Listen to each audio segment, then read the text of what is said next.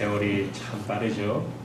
그저께 우리가 수고영신 예배 드린 것 같은데 벌써 2018년 마지막 주일이 됐습니다. 이렇게 세월이 흐르다 보면 언젠가는 우리가 주님 앞에 설날이 가까워진다는 것 여러분 기억하시기 바랍니다. 그래서 우리는 결산을 잘 해야 합니다. 항상 마지막을 준비를 잘하는 저와 여러분 되기 바랍니다. 예. 여러분 우리가 실제로 우리가 믿었던 사람, 존경했던 사람으로부터 받는 실망과 좌절이 얼마나 큽니까? 우리가 살아가면서 존경하고 우리가 정말 우러러보았던 대상들로부터 마음의 좌절감을 겪는 것이 우리들의 인생이지 않습니까? 그러나 정말 우리를 좌절시키고 또 절망하게 하는 것은 존경하는 어떤 사람들로부터 받는 것이기보다는 우리 자신의 모습을 통해서 오는 것입니다. 우리는 나만은 그렇게 살지 않으리라고 생각합니다. 그런데 지나고 보면 우리가 다른 사람 이야기할 게 없습니다. 내가 다 똑같아요. 그보다 더한 거죠. 내가 어떻게 그럴 수 있을까? 이것이 내 진짜 모습이란 말일까? 우리 자신에 대해서 실망하고 좌절하는 것처럼 고통스러운 일이 있겠습니까? 오늘 말씀에 정말 우리를 실망하고 좌절시키는 한 사람이 나오는데 그것은 예수님이 사랑하는 제자였던 베드로입니다. 예수님을 3번 부인합니다. 예수님이 십자가의 길을 가기 위해서 붙들려 갈 때 그때 자기도 함께 예수님처럼 그렇게 될까봐 두려워하는 마음 때문에 예수님을 그 앞에서 막 부인하기 시작합니다. 나중에는 예수님을 저주하면서 부인했다라고 말합니다. 예수님은 이날 두 번에 말할 수 없는 마음의 상처를 당하시는데 한 번은 오늘 본문 22절에 보시면 대제사장의 종으로부터 뺨을 맞는 일을 겪으십니다. 여러분 유대사에서 손으로 얼굴을 때리는 것은 가장 심한 모독입니다. 상상할 수 없는 일입니다. 하나님의 독생자이신 메시아이신 예수님이 어떻게 이런 대접을 받을 수 있습니까?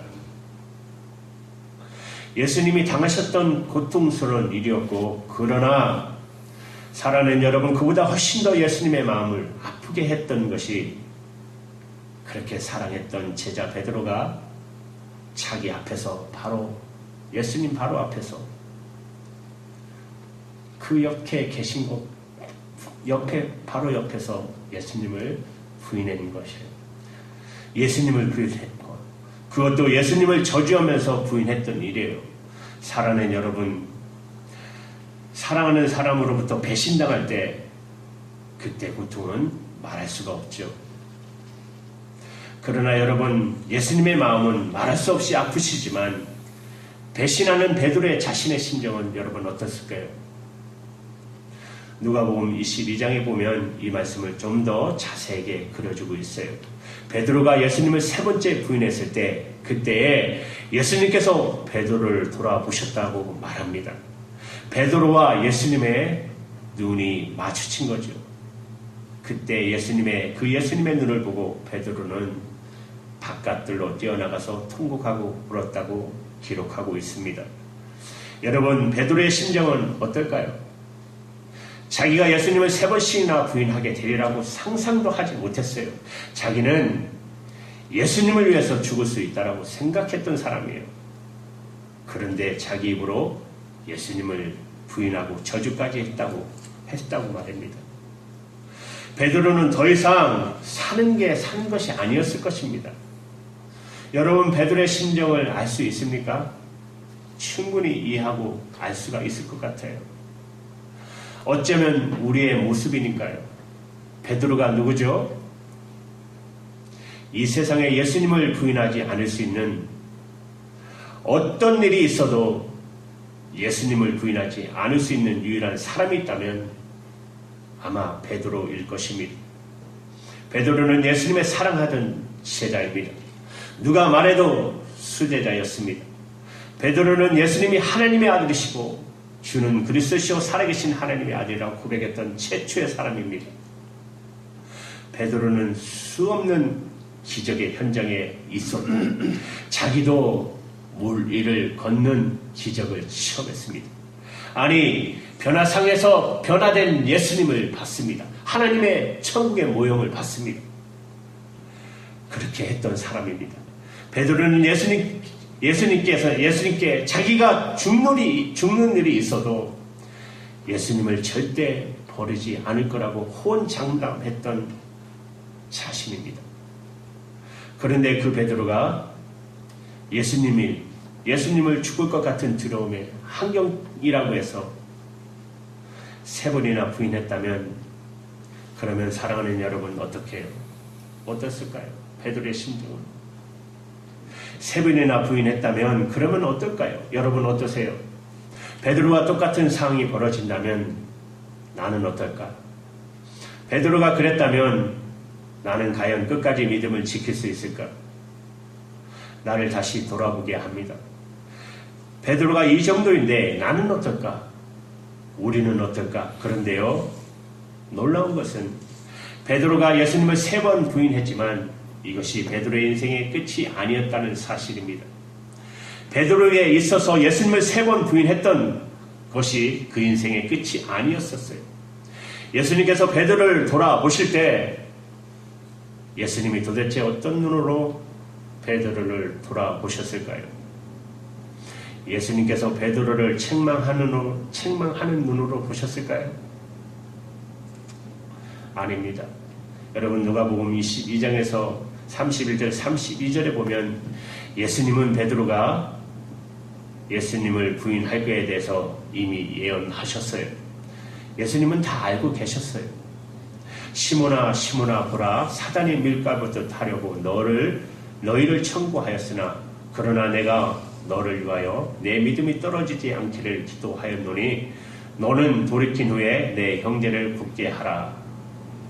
예수님께서는 이미 베드로가 예수님을 부인할 것을 다 알고 베드로가 낙심하지 않고 좌절하지 않고 다시 일어나게 되기를 하나님께 기도하셨다는 거예요.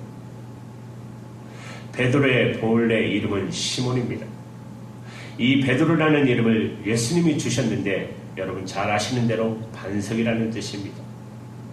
그런데 이름하고 정반대의 일을 하지 않습니까? 예수님을 3번씩이나 부인하는 사람이 누구죠? 반석입니다. 사단이 비웃지 않겠어요? 반석이라는 이름을 가지고 있는 베드로가 예수님을 3번 부인했습니다. 베드로는 그 이름이 얼마나 부끄러웠을까요? 예수님은 베드로가 예수님을 3번씩이나 부인할 그런 사람인 것을 뻔히 아시면서도 베드로에게 반석이라는 의미의 이름을 주신 것은 베드로를 너무나 부끄럽게 만든 일이 아니겠습니까? 예수님이 그 사실을 다 알면서도 왜 반석이라는 이름을 주신 것이죠? 베드로는 자기가 예수님을 부인한 그날 예수님과의 관계는 다 끝났다고 생각했을 것입니다. 자기의 믿음의 삶도 완전히 끝났고 완전히 절망이라고 생각했지만 우리 주님 예수님은 그렇지 않으셨습니다. 예수님은 베드로가 비록 예수님을 부인하는 그런 시험에 빠질 수 있겠지만 그것이 베드로의 인생의 끝이 아니라는 것을 너무나도 잘 알고 계셨어요. 베드로는 결국 반석과 같이 쓰임받는 것을, 베드로의 인생은 하나님을 영화롭게 하는 인생으로 끝나게 될 것을 예수님을 부인하고 그렇게 끝나는 인생이 아니라는 것입니다. 예수님은 너무나 잘 알고 계셨습니다. 그러므로 예수님께서 3번이나 자기를 부인했던 베드로를 쳐다보는 눈 어땠을까요? 베드로를 걱정하는 눈이었을 것입니다. 주님은 베드로가 3번 부인한 것보다 베드로가 그 일로 인해서 완전히 좌절하고 무너지게 될까봐 주님은 걱정하셨어요. 사람이 꼭 여러분 말하지 않아도 눈만 봐도 알 수 있지 않습니까? 그렇지 않아요? 이번에 우리 정우성 목사님 할택으로 인해서 병원에 가셨지만 그 둘째 손자가 목사님의 그 행동만 봐도 이상 조짐을 느끼는 거잖아요. 그만큼 사랑하니까 할아버지를 사랑하는 마음이 있으니까 조금만 이상한 거 봐도 즉시 그걸 알아채고 빨리 병원에 가서 얼마나 큰일을 당할 것을 이렇게 쉽게 끝냈습니까? 우리 장모님이 할택으로 쓰러졌을 때는 아무도 없었어요. 반나절이나 지나고 가서 병원에 갔더니 이미 반은 마비가 되고 그나마 그래도 살아계신 거 다행이죠. 지금 그때 누군가가 있었으면은 이런 일이 없었겠죠. 얼마나 감사한지 모릅니다. 정우성 목사님 그를 위해서 하나님이 하셨겠지만 그렇잖아요. 저 사람이 나를 사랑하는가? 저 사람이 나를 존경하는가? 저 사람이 나를 믿어주는가? 여러분 눈만 봐도 아시잖아요. 저 사람이 진짜인가 가짜인가? 그렇죠? 그 눈으로 다 말할 수 있잖아요. 저 사람이 나를 사랑하는지 관심이 있는지 주님은 말씀하지 않으셨지만 눈으로 베드로에게 말씀하고 있는 것입니다. 베드로야, 내가 너를 용서한다. 베드로야, 괜찮아. 내가 그럴 거라고 말했잖니. 나는 여전히 너를 사랑해. 베드로, 너 다시 일어나야 해. 그래서 내 형제들을 굳게 세워줘야 돼. 그것을 베드로에게 전해주고 있지 않습니까? 눈으로. 베드로가 예수님의 눈을 바라봤을 때 여전히 자기를 바라보시는 주님의 눈은 사랑이라는 것을 깨닫고 베드로는 통과하지 않을 수 없었습니다. 여러분, 우리에게 주시는 주님의 음성은 무엇입니까? 우리도 베드로처럼 주님이 주시는 이름이 있습니다. 성도입니다. 성도. 예수님께서 우리를 성도라고 말씀하셨어요. 거룩한 백성이라는 뜻입니다. 하나님의 자녀라고 그렇게 우리를 말씀하셨어요. 우리에게 주어진 이름입니다. 예수님 안에서 주어진 이름입니다. 그러나 사단은 우리를 보면서 얼마나 비웃을까요?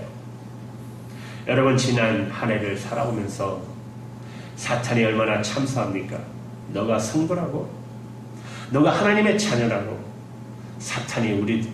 사탄은 우리들이 지난 한 해 동안 말로나 또는 말없는 행동으로나 실제로는 예수님을 부인하고 살았던 것에 대해서 오늘 우리들에게 생각나게 할지도 모릅니다. 우리는 우리의 자신에 대해서 마음의 좌절감이 얼마나 많습니까? 우리는 믿음을 가졌지만, 은혜를 받았지만, 하나님의 사랑을 받았지만 우리는 하나님의 자녀답게 살지 못하고 있잖아요. 그러나 예수님께서 우리가 아무리 예수님을 배반하고 심지어 저주까지 한다 할지라도 예수님은 결코 우리를 버리지 않으시겠다는 것, 그것이 우리의 인생으로 끝나는 것이 아니라는 거라고 우리에게 말씀하신 것입니다. 여러분, 요한복음 6장 39절에 우리 같이 읽을까요? 이 말씀 시작. 나를 보내신 이의 뜻을 날 보내신 이의 뜻은 내게 주신 자 중에 내가 하나도 잃어버리지 아니하고 마지막 날에 다시 살리는 이것이니라. 하나님께서 주신 사람은, 예수님은 한 사람도 잃어버리지 않겠다는 것이에요. 여러분, 저와 여러분의 삶 속에 어떤 신앙적인 좌절이 있습니까? 하나님께서 나를 축복해 주시지 않을 것 같아. 나를 보호해 주시지 않을 것 같아. 나를 써주실 것 같지 않는, 믿어지지 않아요? 나는 내가 위대한 사명자의 삶을 살 것이다. 사탄이 웃고 나도 믿어지지 않는 그런 영적인 좌절이 있을 수 있습니다. 그런데 여러분, 정말 오늘 말씀을 붙드십시오. 여러분, 베드로를 보세요. 베드로만큼은 전혀 예수님을 부인할 수 없는 사람이잖아요. 그런데 그가 예수님을 3번씩이나 부인했어요. 그러나 예수님은 베드로의 삶이 그것으로 끝나는 삶이 아니라고 말씀하고 있어요. 베드로는 다시 일어났어요. 주님이 하셨어요. 주님이 그렇게 세워주셨어요. 그리고 위대한 삶을 살게 합니다. 베드로는 그렇게 죽는 것이 들어왔던 베드로는 오순절날 성령 충만에 받아 담대에 나가 외쳤을 때 여러분 3,000명, 5,000명이나 회개하는 놀라운 역사로 주님 앞에 돌아오지 않았습니까? 자기를 죽이겠다는 사내들인 공에 가서 내가 하나님의 말을 하는 것이 옳으냐, 사람의 말을 듣는 것이 옳으냐고 담대하게 외쳤던 사람입니다. 사랑하는 여러분, 전승에 의하면 베드로는 십자가에 거꾸로 매달아 순교당했습니다. 내가 어떻게 예수님과 동일하게 똑바로 십자가에 매달려 죽을 수 있겠느냐? 나를 십자가에 거꾸로 매달아라. 그러며 순교의 길을 갔습니다.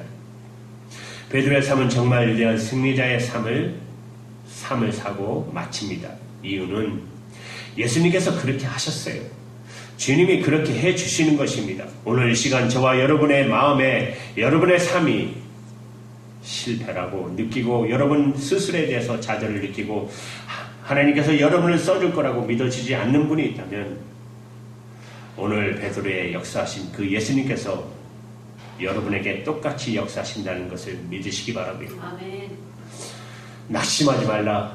너는 성도다. 내가 너를 반드시 성도가 되도록 할 것이다. 왜 그렇습니까? 요한복음 15장 16절에 내가 주님을 택한 것이 아니고 주님이 우리를 택하셨다고 말씀하십니다. 그래서 나 자신을 보면 연약하고 말할 수 없는 자격이 없는 자, 이것은 문제가 되지 않는다는 것입니다. 예수님이 나를 택하셨기 때문에 주님이 하실 거라는 것입니다. 주님이 우리를 택하셨기 때문에 주님이 하실 거라는 것입니다. 여러분, 이 사실을 믿으시기 바랍니다. 그래서 우리는 절대로 실패자로 끝나지 않아요. 우리가 좌절하고 방황하고 낙심하고 하나님께 나를 쓰실 거라고 도무지 믿어지지 않는 그 모습으로 우리 인생은 절대로 끝나지 않아요. 예수님 안에서 결코 그렇지가 않습니다. 예수님 안에서 우리는 위대한 삶을 살면서 끝나게 되게 되어 있어요. 왜? 예수님 그분이 승리자이시기 때문에. 내가 세상을 이겼노라. 예수님이 세상을 이기셨습니다. 우리가 연약한 것은 문제가 되지 않습니다. 예수님 나의 생명이시고 나의 주님, 다시 주님이신 다음에는 내가 연약한 거 문제되지 않아요. 여러분, 베드로 사도를 통해서 하나님은 우리에게 말씀하고 계십니다. 우리 인생이 얼마나 주님의 계획 속에 놀라운 것인가. 우리 자신을 보면 도무지 답이 없지만 그런데 예수님 안에서 우리는 얼마나 놀라운 사람이냐, 그 사실을 붙드십시오. 우리는 인생을 방황하다가 끝나는 인생 아닙니다. 좌절해서 그렇게 끝나는 인생 절대 아닙니다. 예수님이 우리를 향한 계획은 너무나도 엄청나고 놀라운 것입니다. 우리 힘으로 이루라는 거 아니에요. 예수님을 바라보시기 바랍니다. 오늘도 저와 여러분의 삶을 변화시키는 예수님을 바라보십시오. 사랑하는 여러분, 이제 2018년 마지막 주일 결산입니다. 여러분에게 주어진 소명, 여러분에게 주어진 비전이 무엇입니까? 반드시 주님이 이루어 주실 줄로 믿습니다.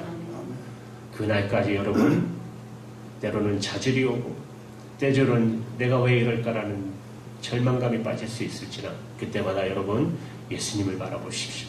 예수님은 우리를 다시 일으키셔서 베드로와 같이 승리자로 만드실 것입니다.